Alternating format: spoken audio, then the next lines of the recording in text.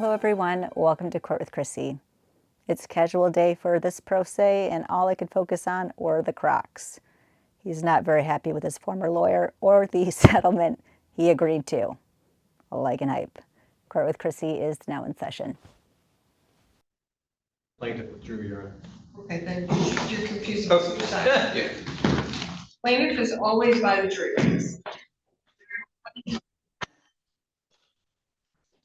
Okay, great. That's right, I know that Mr. Valdori out. All right, this is docket 25-6558 CK, Richard Robinson versus University of Michigan Credit Union. Counsel, your appearance for the record, and sir, you are Mr. Robinson? Yes, I am. I'm Richard Please raise your right hand. Do you swear or affirm the testimony you're about to provide be the truth, whole truth, and nothing but the truth under penalty of perjury? Yes. Thank you. Put your hand up. Counsel, your appearance. Good morning, Your Honor. Scott Chernich on behalf of the University of Michigan Credit Union. Thank you very much. And sir, we have a couple of, you filed a couple of motions. Yes. Have you reviewed those, sir?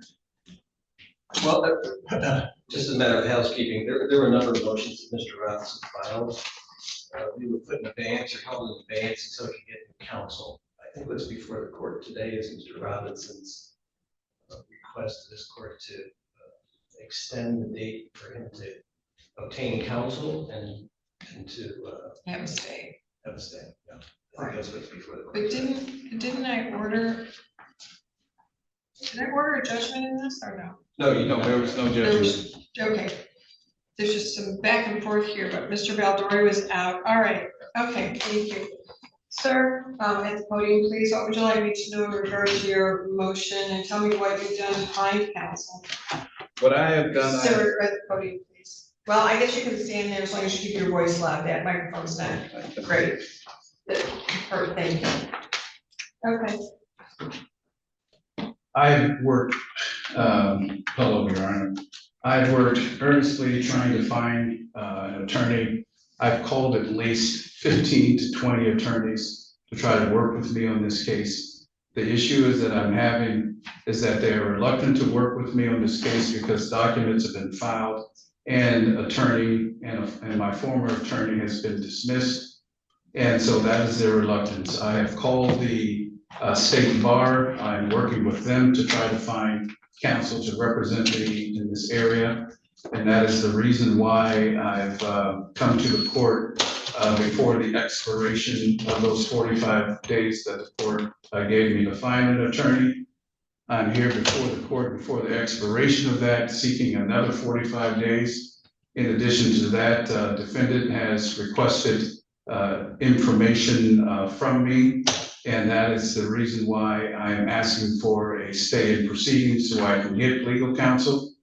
And I would also like to request within that 45 days to be able to file another brief within that 45 days because I need that to be able to adequately defend myself. I'm up against a wall here. And I'm working on this every day to try to make this happen within the time frame that the court has given me. Response? thank you, Your Honor. Sir, you can have a seat and then I'm counsel will sorry. come up here. That's okay.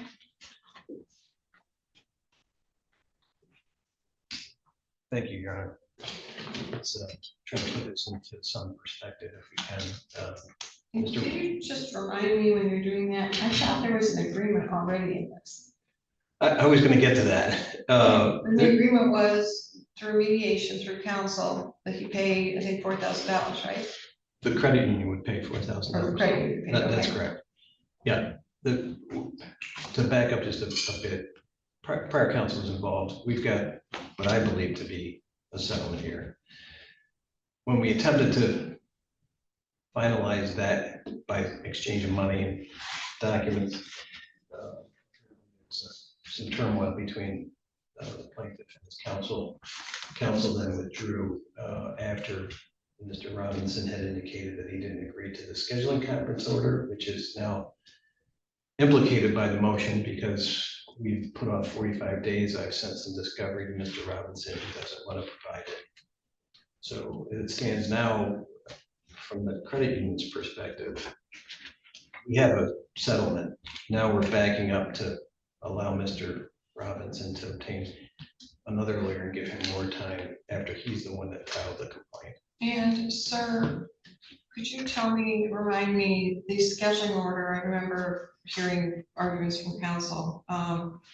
Was this was in mediation, was it signed by the mediator and or all parties? It wasn't in mediation, it hasn't gotten that far. Was it, so what was it in? It was an exchange of emails between myself and counsel. Okay, that's what it was. I have a couple of these, actually, people agree and then they have buyer's remorse. So, okay, I remember, I think counsel, I mean, it was probably somewhere in my files still, exchanged the email. Correct.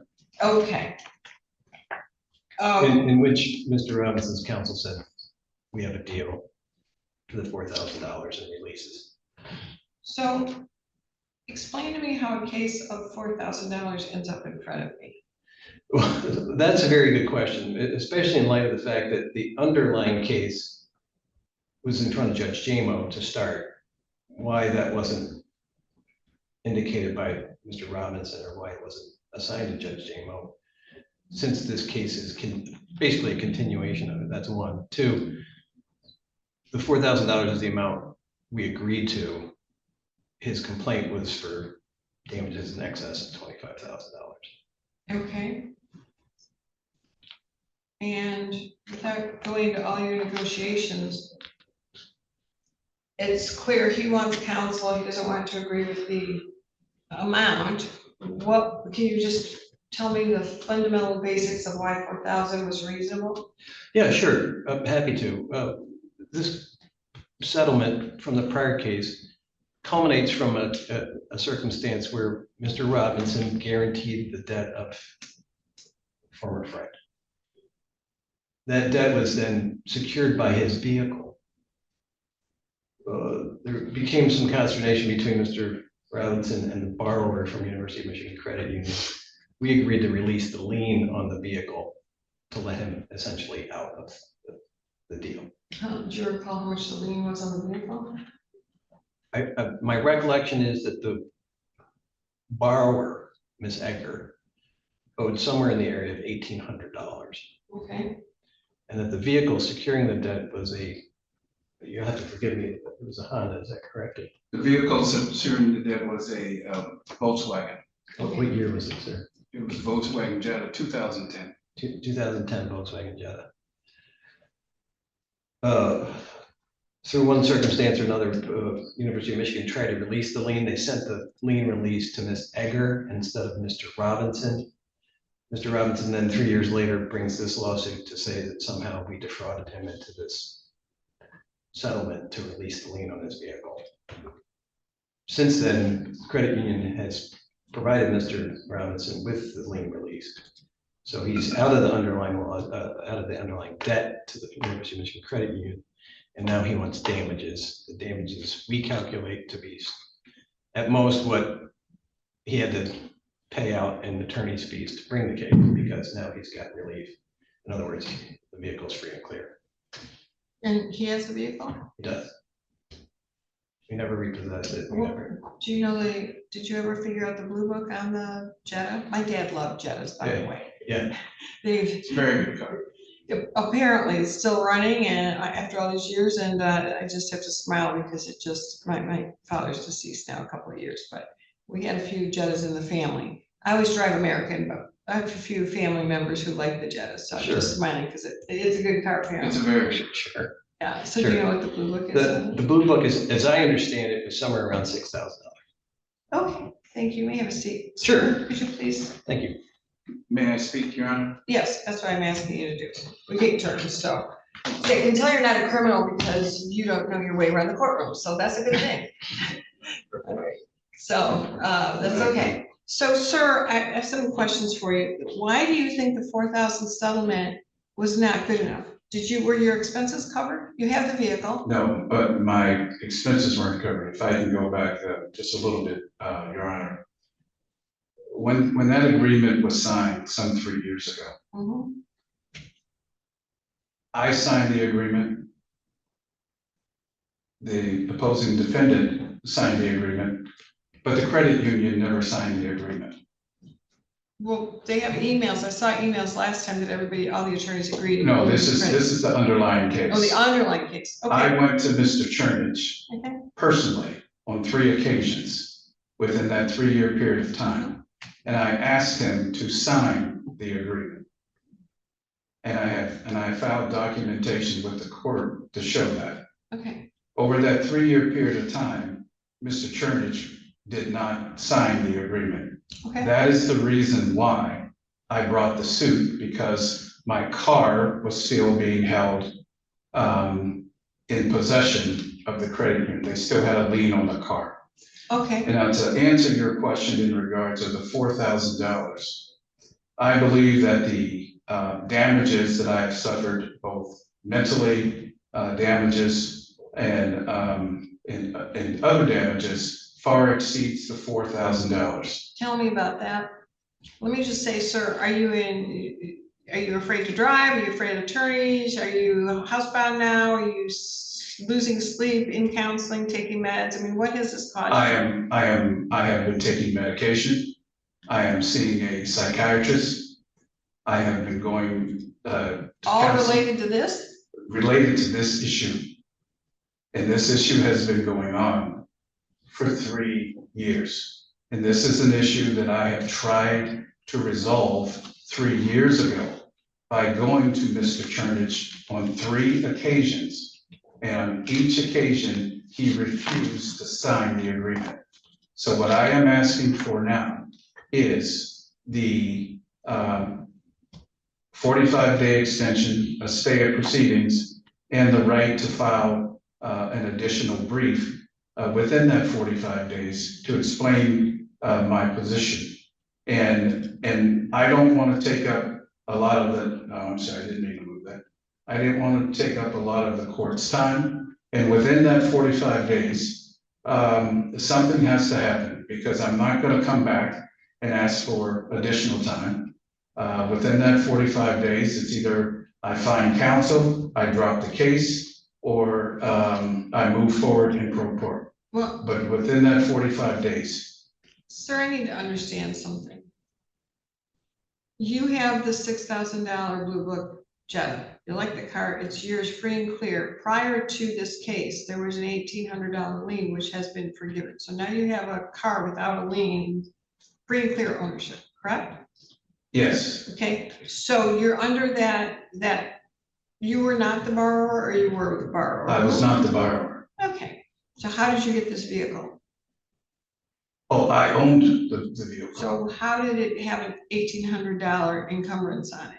What happened was, this was my former fiance. Okay. And she used the car as collateral for the loan. And she had no right to do that? And she had no right to do Got it. it. Okay, so now that has been wiped away. So now you have a free and clear car. Yes, And on top of it, in order to cover your attorney fees, they've offered $4,000, which your attorney at that time agreed to. but I instructed my attorney, I gave my attorney direct instructions in an email to not accept any offer without my written consent. Well, that is your right, and that might be malpractice, but the problem is the other side relied on it. The other side relied on it, but there's something else in addition to that, Your Honor, is that on the other side, in the release says there's a mutual release. My attorney accepted it, and it said there's a mutual release of claims. My attorney, my former attorney, has come back to me and said, because I asked him, what does a mutual release of claims mean? A mutual release of claims mean that all of the claims in the former lawsuit that defendant had against me would be dropped, and all of the claims in the current lawsuit that defendant has against me would be dropped. Neither one of those terms are in this settlement, this purported settlement agreement. Okay, is that what you want? Do you want that? No, I don't want that settlement agreement. I believe that settlement agreement is unenforceable, and I can prove that that settlement agreement is unenforceable. How? I can prove that based upon my attorney saying what should have been in that respective, that settlement agreement. I have it in an email, and So those terms are not in the purported settlement I agreement. got that, but sir, I think maybe I asked you a bad question. Let me rephrase my question. Yes, Let me ma'am. take some responsibility for that. What I'm asking you is, would this agreement be acceptable to you if it contained the mutual release of claims? No, it would not, Your And Honor. why is that? Because I believe that the $4,000 that was settled against, excuse me, the $4,000 that was entered into the settlement is not adequate to compensate me for my damages. How much did you pay in attorney fees? In attorney fees, I paid somewhere around, I believe it was about $1,700. But I've been going, as I said earlier, I have documentation of my psychiatrist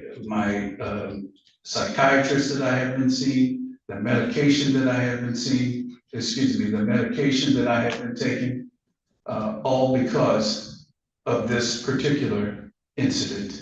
And I've been going through this for 3 years. Okay, well, let me ask you a couple things. So basically, there's a $2,300 over the amount of your attorney fees, okay? So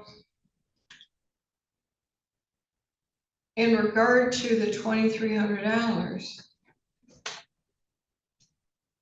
you're saying that's not enough to cover the damages, correct? Yes, ma'am. Okay, then are you saying that the damages are caused by the University of Michigan Credit Union, your attorney, or someone else? My Your fiance? damages are caused by the University of Michigan Credit Union. How? My damages are caused by the University of Michigan Credit Union because for a period of 3 years, they did not take the lien off my car. And when I went to them to take the lien off my car on 3 occasions, when I went to Mr. Chernich and asked him to sign the agreement, he refused to do it. Sign which agreement? To sign the settlement agreement in the underlying case. Mr. Chernich refused to do that, and I submitted documentation to the court showing that he refused to do that on 3 occasions. This is the reason why I brought this case, Okay. and this is the case. So let me just stop you there. I want to understand some of the working pieces here. Yes, Your former fiance, yes.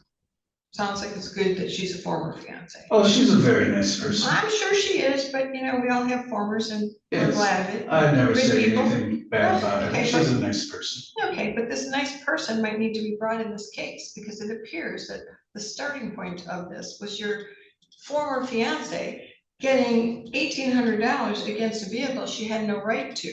Yes. So why is she not in this case, and why are you not claiming damages against her? The reason why she is not in this, she was originally brought in this case. I instructed my former attorney not to dismiss her, and he dismissed her from the case.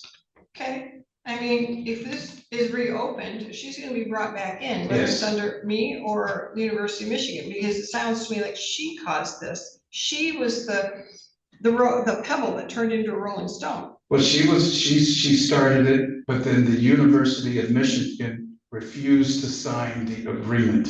And when they refused to sign the underlying agreement, and again, I went to them on 3 occasions. I went to Mr. Chernich on 3 occasions, asking him to sign the agreement, and he refused each time. This is the reason why I am bringing this suit.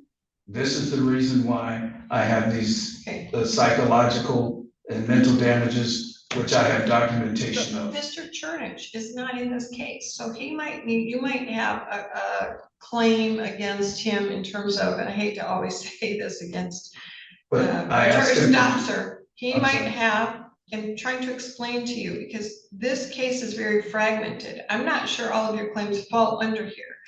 So you can certainly make a claim against him with the State Bar of Michigan if you believe he did not represent you properly. You can also file a malpractice suit against him, but your relationship with your attorney, or the attorney for, I guess, University of Michigan, as he was representing the University of Michigan.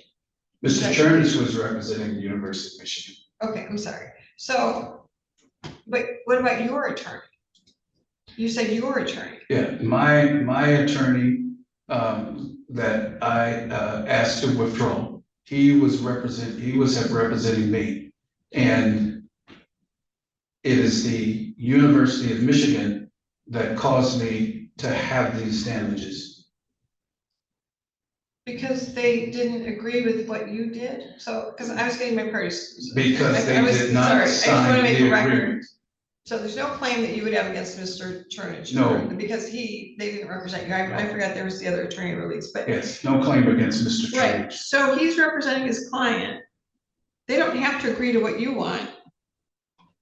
But there is this agreement. So your claim may be against your attorney who entered into this on behalf of your, I guess, against your wishes. But that agreement is not a valid agreement. Even though it was done via email, that agreement did not have the terms in it that were supposed to be in it. Okay, but I can fix that. I can put the mutual release of claims. Are you in agreement with that?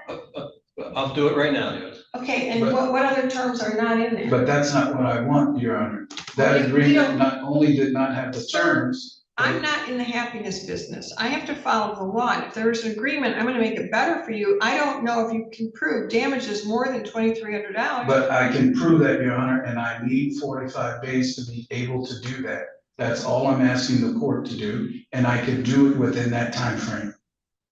That's all I'm asking the court to do is to give me 45 additional days so I can prove that to the court.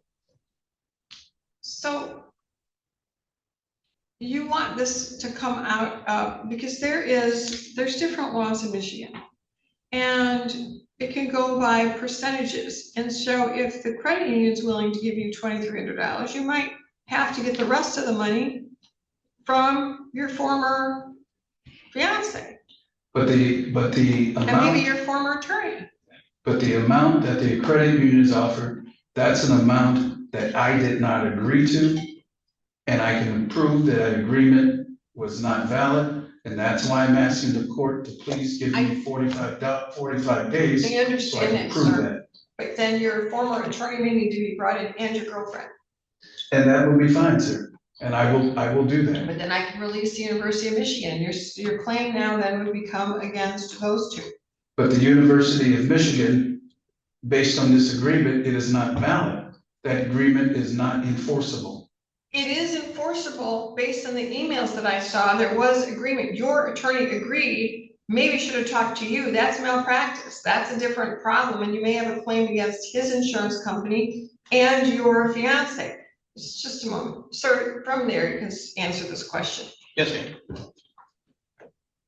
What, in regard to the, I don't know, I'm gonna phrase this horribly, so you fix it for me, okay?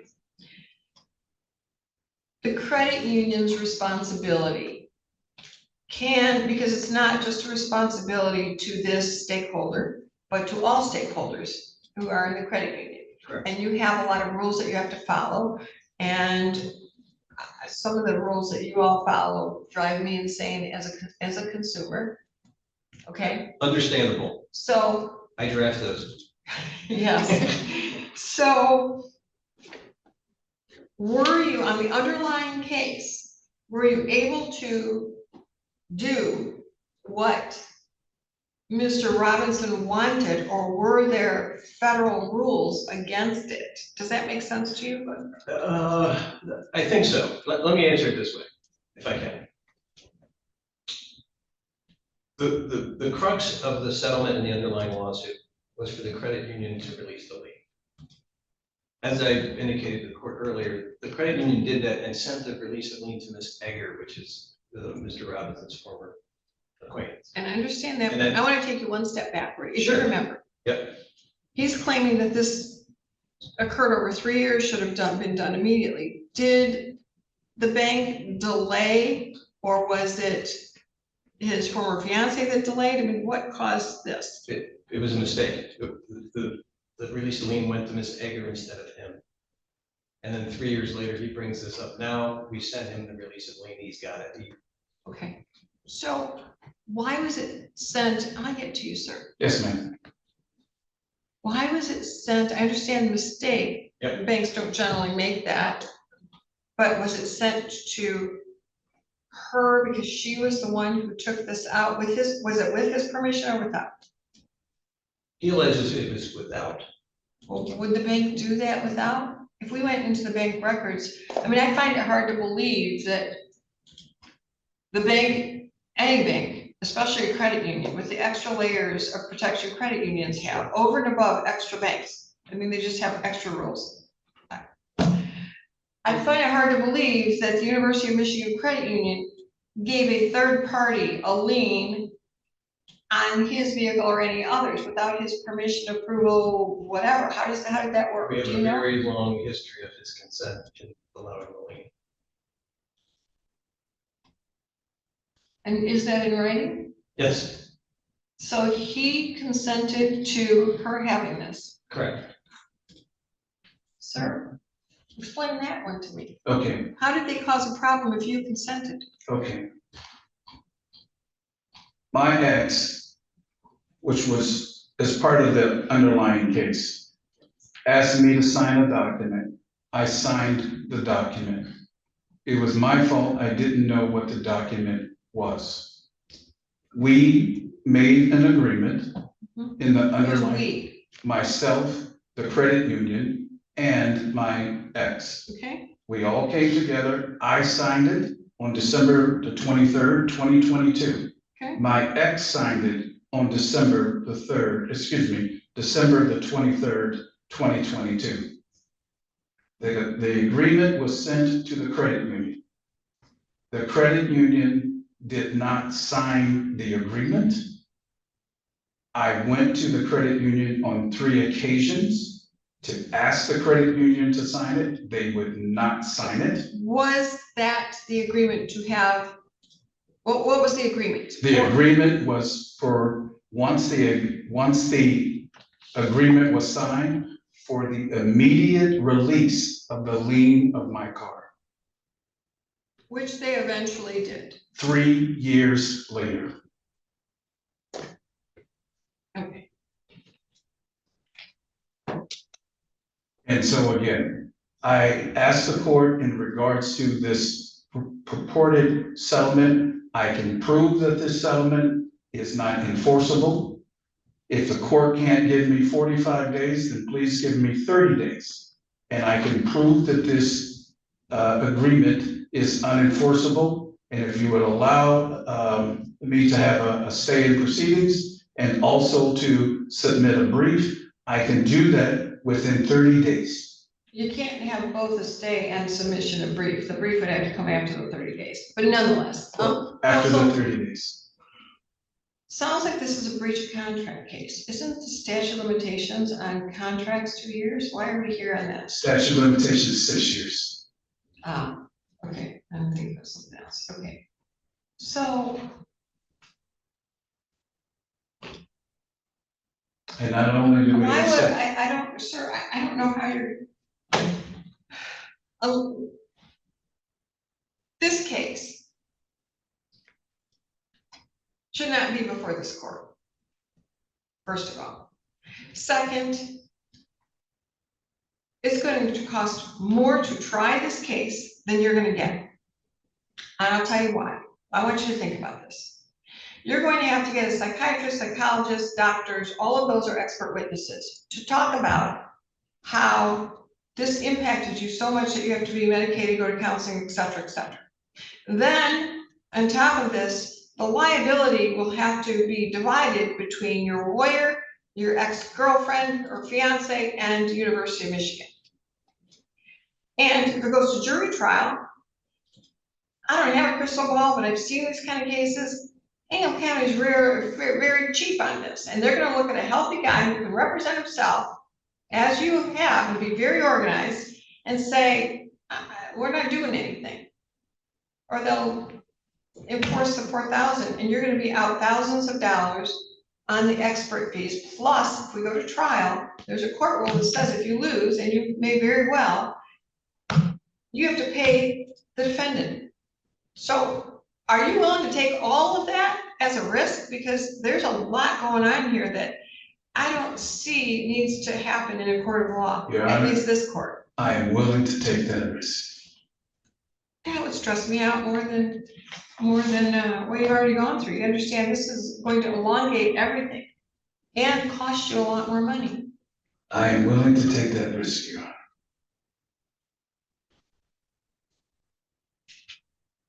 I asked the court for 45 days. Well, here's how I'm willing to resolve it. And I'll give you both a few minutes to tell me how I shouldn't do this. I am willing to enforce the $4,000 and add the mutual release of claims and whatever else you think should have been in this contract. It sounds to me like the University of Michigan Credit Union is agreeable to whatever the terms should have been that were not specifically in there. And then I'll give you the 45 days to bring in your attorney and your former fiance. Your Honor, the motion that I appreciate very much of your input. The motion that I made today was to get an extension. I understand. I'm not going to do that this way because I'll tell you why. I'll tell you why. Yes, ma'am. First of all, the credit union has eaten, they're paying you essentially $5,800. The $1,800 was forgiven because it, right? Let me just clarify that. Ms. Egger agreed to make payments on the $1,800. Okay, but it was, We agreed to release the lien for that. okay, but it was, so you're getting that, but from her. Correct. Okay, so that's done. So that's done. I don't know. And the credit union is willing to pay you the 4,000, of which $2,300, it looks to me approximately, goes to your damages. And I'm not sure you can prove the rest. And it's going to, I think that the University of Michigan has done what they can do. And the other two parties need to be brought in. And yeah, I appreciate your comment. I appreciate what you're saying. You asked me, am I willing to take that risk? I am willing to take that risk. And that is because I believe that I can prove that the $4,000 agreement is unenforceable. So I go back to asking the court. I'm telling you, it's enforceable. It's enforceable because your attorney signed it. And when he was here, I think there was an allegation and there was an exchange of documents in writing. And while you may not have agreed with your attorney, he agreed on your behalf, which is what the representation is, which is why I go back to it might be malpractice. But there was an agreement brought to writing. There was an agreement brought to writing, but there is case law that proves that that agreement is incorrect.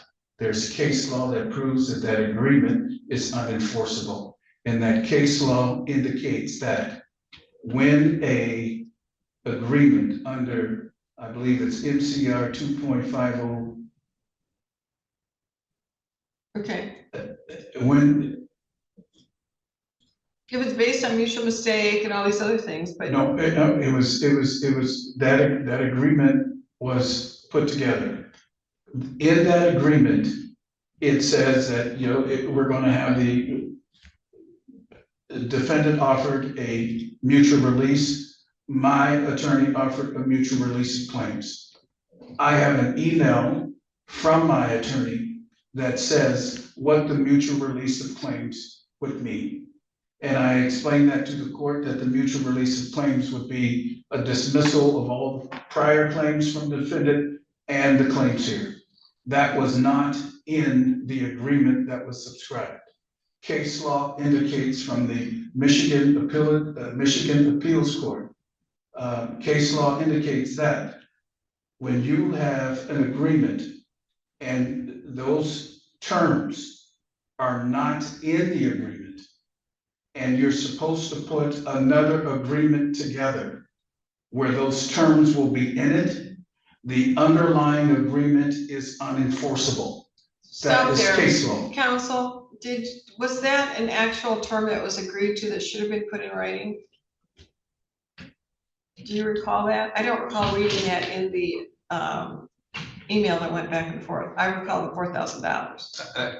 I believe it was offered and accepted, $4,000 in mutual releases. Okay, But the Which I'm happy to give. okay, so was this ever reduced to writing and did you give him the 4,000? No, because he fired his lawyer. So that was in there, was in the. Correct. Okay, the 4,000 is in the agreement, but the terms is not. And based on the Michigan Appeals Court case, those terms have to be in the agreement. do you have the email that says that, sir? Oh, I'm sorry, I didn't bring that with me, I wasn't prepared for. Do you have it, do you have a phone that you can look it up on, or could you, You know, Your Honor, if I could look at the file, It's in the file. I filed responses to. is it in your reply, is it in this? Yes, yes, ma'am. Okay, let me see. 'Cause I remember looking at it last time, I just, there's so many attachments. Oh, wait, here. Exhibit 4? I believe that's it, Your Honor. Okay. Okay. And counsel, I couldn't have you look at this, but I do have a very detailed letter that your attorney sent to you. Let's read it. It says, Richard, on May 4th, 2026, I sent Scott Chernich an email providing him our counter proposal to settle the matter in exchange for UMCU paying you $12,000 per your instructions, and then a call with, I then had a call with, and it was wiped out, I think, because I don't have what that says. On Friday, May 8th, 2026, you and I had 2 telephone conversations. In the first call, we discussed that defendant was likely only to offer somewhere around $2,500. You told me you were looking to get $5,000 or something close to that. I then sent an email to UMCU's attorney stating that you would likely be willing to consider something around $5,000 to settle the case. He said that he would speak with his client and get back to me. On Monday, May 11th, 2026, Scott Chernich emailed me and said that his client was willing to offer $4,000 to settle the case. I immediately called you that day to convey the offer. I left you a message and you returned my call around 4:30 that afternoon. We had a long discussion about your case, the offer, and the expected costs for you to move forward. You unequivocally told me at the end of that conversation that you would accept the $4,000 offer from UMCU. I then conveyed your acceptance of that offer to Chernich. I then spoke with you later that evening and let you know that the case was settled, and I told you that I agreed to draft the settlement documents. You instructed me not to send the settlement documents to Chernich until you had an opportunity to review them. I told you that I would email you the draft. We set a call for May 27th, 2026, for you and I to discuss the draft of the settlement agreement. However, you indicated that you had just been released from the hospital and you would need a few more days to recover before addressing the settlement agreement draft. We agreed to touch base early this week. And I just want to note this letter was sent, or this email or letter, whatever it was sent to you Tuesday, June 2nd at 4:55 p.m. Yeah, please look at the letter that is And stated. let me read. We set a call for May 27th, 2026 for you and I to discuss the draft of the settlement agreement. However, you indicated you'd just been released from the hospital and you would need a few more days to recover. We agreed to touch base early this week. You contacted my office June 1st and set an appointment for a call later this week. This call was just to go over the draft of the settlement agreement together before we sent it to Chernich. In fact, you are now claiming you never agreed to the settlement. the fact that you are now claiming you never agreed to the settlement is concerning. We had more than one conversation about it. You agreed to accept $4,000. I then confirmed the settlement with you that same day, and we discussed the drafting of the closing documents. If you want me to withdraw as your attorney in this case, that's fine, but please note that this does not and will not change the fact that a settlement was reached May 11th, 2026, when you agreed to accept the $4,000 offer. So how does this change? This changed because on March the 2nd, I sent my attorney a letter, and that letter should be in that packet. On March the 2nd, which is way before his letter sometime sent to me in May, I said to him explicitly, I said, there's a lot of offers going back and forth. Do not accept any offer without my written consent. I also sent him a letter on March the 2nd and told him what the terms of that Okay, has to be. okay. Those terms were not in that agreement. The amount I did not agree to, and I can prove that. You can change your subsequent agreement with your attorney. It sounds like you had a very long agreement with the attorney on June 2nd, and you agreed to the $4,000. I did not agree to $4,000, Your Honor. I did not agree to that amount. All right. What else did you want in the agreement? In that respective agreement, I wanted more than $4,000. Or you wanted maybe 5? No, Your Honor, this agreement started off, the offers going back and forth started off at about $18,000. And as you just indicated, Mr. Chernich offered 4 with a mutual release. My attorney came back with a counteroffer. His was a counteroffer. He did not accept Mr. Chernich's agreement, and Mr. Chernich did not subscribe to his counteroffer.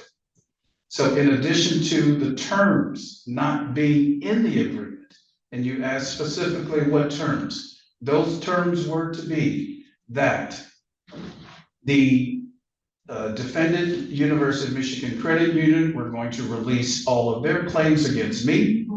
I was going to release all their claims against them. Yes, and what else? Defendant Egger was going to release all of her claims against me, and I was going to release my claims against her. None of that is in there in this proposed settlement agreement, and nor is the amount correct, because I did not agree to that.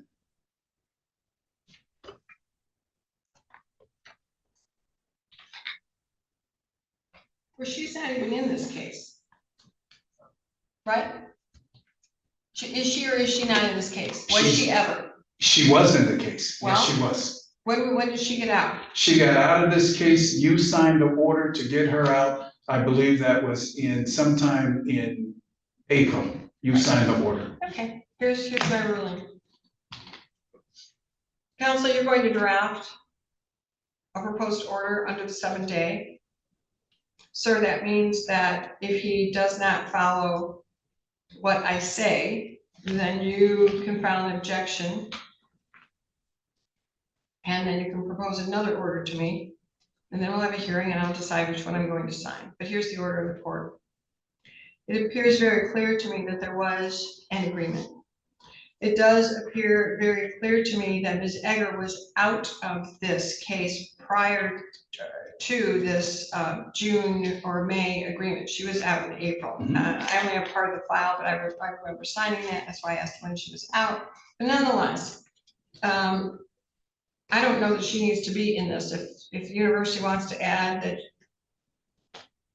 she's released, that's fine, but that would really take her to be on notice and be part of this case, and she was out long ago. So I think that signifies, at least to me, that the claims have been resolved, and if he wants to file another claim against her, I suppose he can do that. But this clearly needs to have the $4,000 that will be paid to him within 7 days of the court signing the order.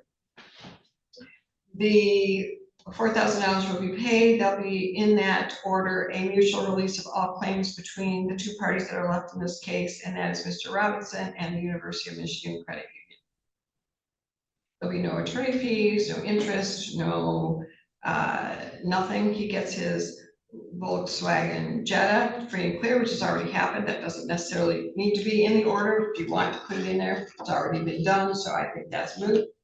And that would close this case. If you want to file another one against your attorney and your former fiance, you're within the 6 years, so you can certainly do that. But I think there was an agreement, it's outlined here, and suddenly you were unhappy with it. So and there's no reason for me to keep this case open, sir. I'm terribly sorry, but I don't. I think this was still an agreement. May I speak, Your Honor? You may. But Your Honor, you can't make an agreement when an agreement was not there. Looks to me, based on the writing of your attorney, that there was an agreement. And what happened, sir, is in March or sometime during your relationship with your attorney, you said, I want this, that, and the other thing. And he said, okay, I'm going to try to get it for you. And then he did. Now, during the negotiations, and you got the $4,000, it wasn't put in there. You can change your mind. I have nothing in there except before, long months before this agreement goes in writing. They're willing to do that. So there's nothing else really to litigate. I know you say you have more damages, but it's very clear that you went down from whatever it was, the 25,000 that brought you here, down to, you wanted more, you wanted 12,500. They said no. You said, okay, 5. It came at 4. There was some back and forth negotiation. I'm not going to get involved in that. I'm going to enforce a $4,000 settlement. You'll prepare the order, sir? I will, Your Honor. Thank you. So, sir, your next step would be the Court of Appeals or to file a case against the other 2 people. In that order, are you saying then that the claims in the underlying case are released as well? Wasn't that your understanding? Yes, my understanding. So it's all released. You got what you want. He's agreed to it. Is that right, sir? Yes, Your Honor. Yes. So all claims are resolved. These are released. You release them, they release you. Now, if you want to go against the other 2 parties, that's fine. I'm perplexed.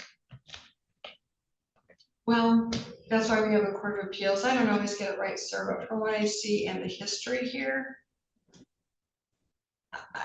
I think that there may be claims against the other 2 parties who are not parties here, but the credit union has kept up their bargain and they're even willing to put in the other piece that apparently you discussed and wasn't in their discussions, however that happened. But I didn't agree to the 4,000 amount. That's between you and your attorney, because what happened was credit union relied to their detriment on what your attorney said. So that would be an issue for the state bar or another lawsuit, not against this party who relied in good faith. So that's the problem, sir, is you have there's a spider web here. The credit union negotiated in good faith.